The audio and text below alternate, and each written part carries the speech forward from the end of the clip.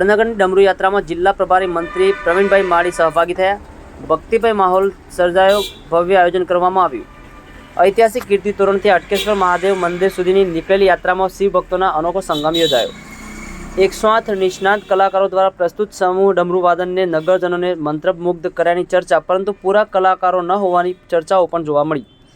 વડનગરની પવિત્ર અને ઐતિહાસિક ભૂમિ પર શ્રાવણ માસના ઉપલક્ષમાં શ્રાવણોત્સવ 2026ના ભાગરૂપે ભવ્ય ડમરૂ યાત્રાનું સફળ આયોજન કરવામાં આવ્યું.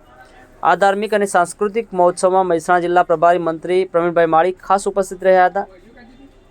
આ પ્રસંગે કાર્યક્રમમાં 108 કુશળ કલાકારોએ એક સાથે ડમરૂ વાદન કરીને સમગ્ર વડનગરને શિવમય બનાવી દીધું.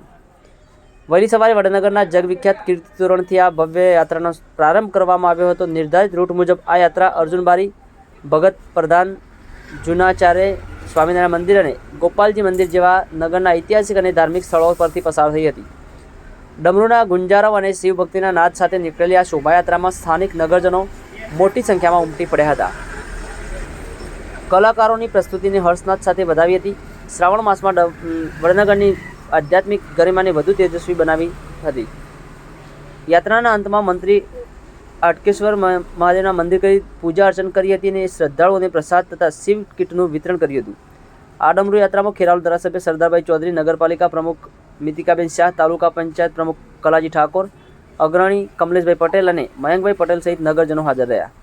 Online TV news Suresh Thakor સાથે ફારૂક મેમણ, ખેરાલુ.